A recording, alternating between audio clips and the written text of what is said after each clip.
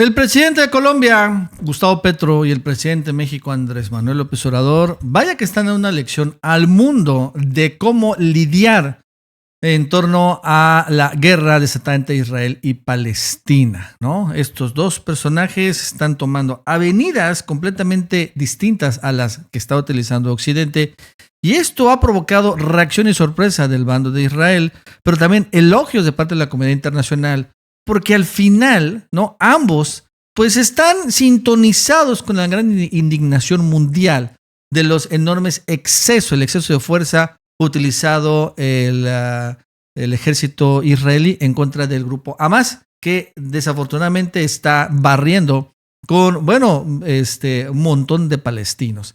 Y es interesante porque, por ejemplo, el presidente López Obrador fue el que inició con una posición de neutralidad. En su momento fue duramente criticado, incluso por la embajadora israelí en México, pero al final tuvo toda la razón.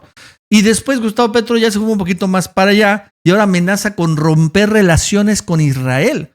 O sea, sería el primer país que castigaría a Israel por estos excesos en la franja de Gaza. Y todo esto arranca, finalmente vamos a recordar al presidente, ¿no? El primer día, ese es importante, de que se suscitó 2 días después, que se suscitó el conflicto, ¿no? Después del ataque del grupo Hamas dentro de Tel Aviv. El presidente dijo que no iba a tomar una posición, o sea, no iba a apoyar a Israel de una manera desenfrenada, como si en ese momento lo están haciendo todos los países. Vamos a recordarlo. Que la embajadora de Israel en México expresa que no está conforme con nuestra postura. Tiene todo su derecho a decirlo, a manifestarlo, porque somos libres. Nosotros respetamos al gobierno de Israel y muchísimo más al pueblo de Israel, pero nosotros no queremos la guerra, nosotros no queremos la violencia, nosotros somos pacifistas y no queremos que pierdan la vida ningún ser humano de ninguna nacionalidad, sean de Israel, sean palestinos. Queremos que se garantice el principal de los derechos humanos, que es el derecho a la vida, y somos pacifistas. Entonces respetamos mucho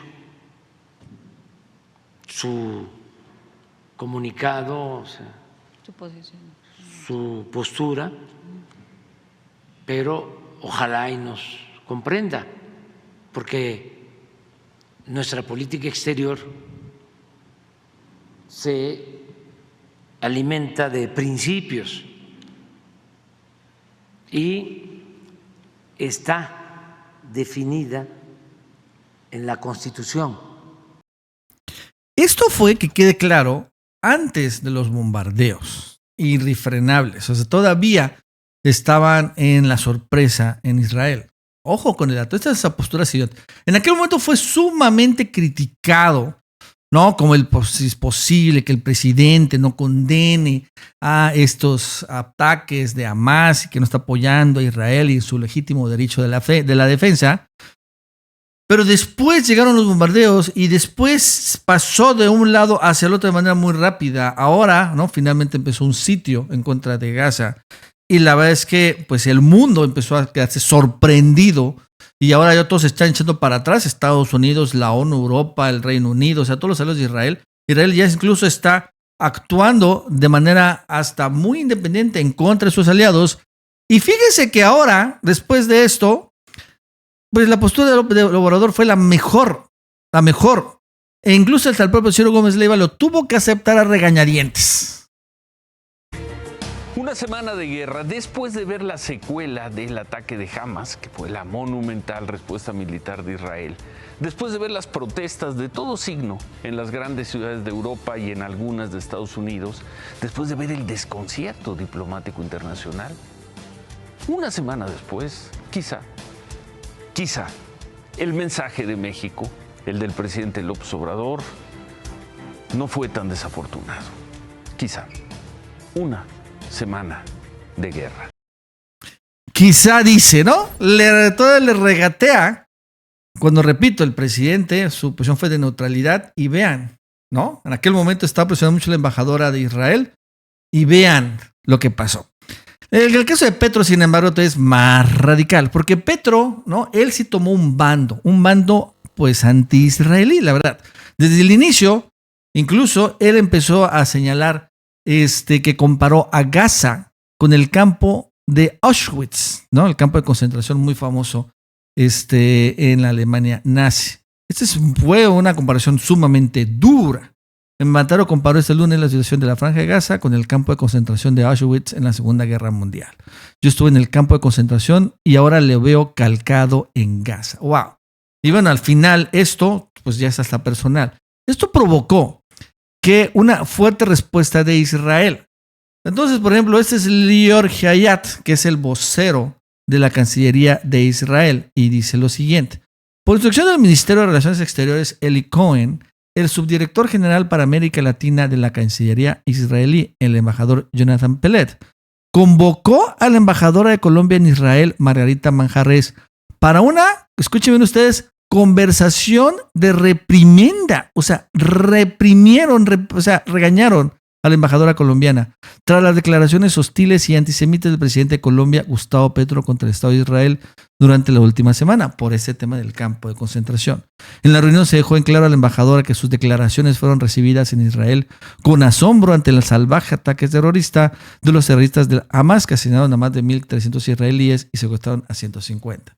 Israel condena las declaraciones del presidente que reflejan un apoyo a las atrocidades cometidas por los terroristas del Hamas, avivan el antisemitismo, afectan a los representantes del Estado de Israel y amenazan la paz de la comunidad judía en Colombia. En respuesta, como primera medida, Israel decidió detener las exportaciones de seguridad, o sea, de armas a Colombia. Bueno, de armas y también de equipo de espionaje. O sea, reprimienda y además sanción. Pero fue inesperado la contrarrespuesta de Gustavo Petro. Si hay que suspender relaciones exteriores con Israel, las suspendemos. No apoyamos genocidios. Al presidente de Colombia no se le insulta. Convoca a América Latina a una solidaridad real con Colombia. Ojo, y si no es capaz, será el desarrollo de la historia la que dirá la última palabra, como en la Gran Guerra del Chaco. Ni los Yair Klein ni los Raifal Eitan podrán decir cuál es la historia de la paz de Colombia. Desataron la masacre y el genocidio en Colombia, ¿no? Del pueblo de Israel demando la ayuda en la paz de Colombia y la ayuda en la paz de Palestina y el mundo. Colombia, como nos enseñó Bolívar y Nariño, es un pueblo independiente, soberano y justo. Algún día el ejército y el gobierno de Israel nos pedirá perdón, ojo, por lo que hicieron sus hombres en nuestras tierras desatando el genocidio. Se está echando la culpa de Israel. Me abrazaré con ellos y ellas lloraré por el homicidio en Auschwitz y de Gaza y por el Auschwitz colombiano. Hitler será derrotado en bien de la humanidad, su democracia, la paz y la libertad del mundo. ¡Wow! Suspender relaciones con Israel. Será el primer país en el mundo que finalmente anuncie una medida de este calibre. Y además, suspendiendo la relación con Israel. Y es interesante porque fíjense que en ese conflicto en Israel, si se dan cuenta, Rusia no se ha metido. China tampoco se ha metido. Porque, por ejemplo, entre Israel y Rusia hay buena relación. Los rusos no quieren pelearse con Israel. Y también con los chinos tampoco quieren pelearse con Israel. No quieren. No quieren. Están tomando una decisión, una posición de neutralidad, por así decirlo, con López Obrador, como la de López Obrador. También Obrador, claro que no quiere pelearse con Israel. Pero ahora este es el primer presidente que sí está dispuesto al rompimiento de las relaciones diplomáticas con este Estado.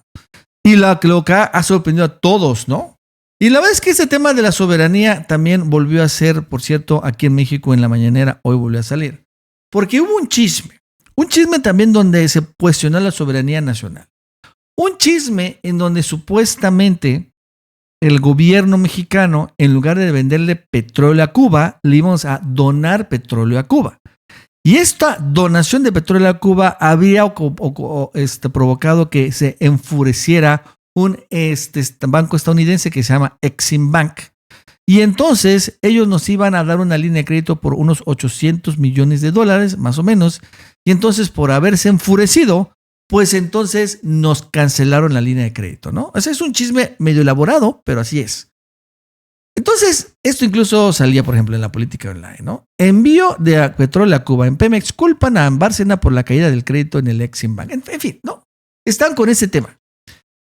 Pero hoy el presidente dijo muy claro, a ver, güey, no va por ahí. Eso es completamente falso y además, si nosotros queremos venderle petróleo o donarle petróleo a Cuba, lo vamos a hacer sin que nadie nos autorice.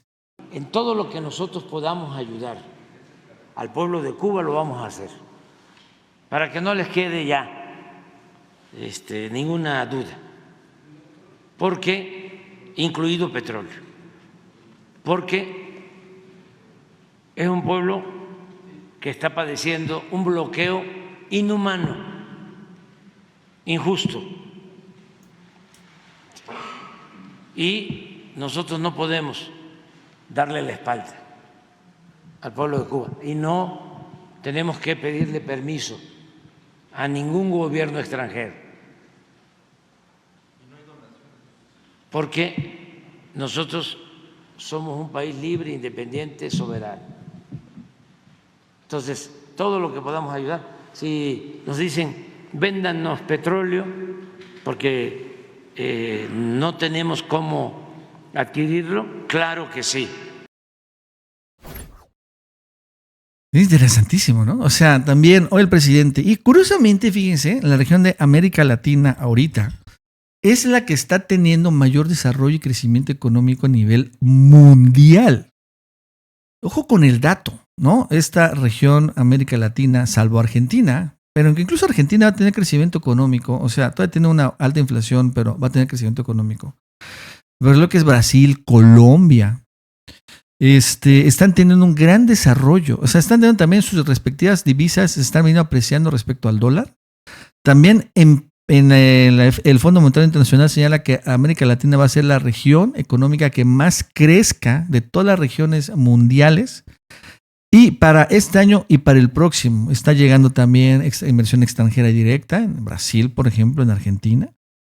Entonces sí, es interesante porque como que vamos a llamarlo así, el modelo de respetar la soberanía y dejar de ser colonia estadounidense, pues está funcionando muy bien, claro, para aquellas economías que todavía no son colonias estadounidenses, como Colombia, como Argentina, como Brasil, como Bolivia. Entonces, es interesante. La verdad es que empezó a pasar esto, y esto es lo que finalmente hace que pues también los presidentes pues toman estas posiciones también de independencia, porque le está funcionando muy bien al interior también de sus economías. Bueno, amigos, eso es todo. Hasta luego.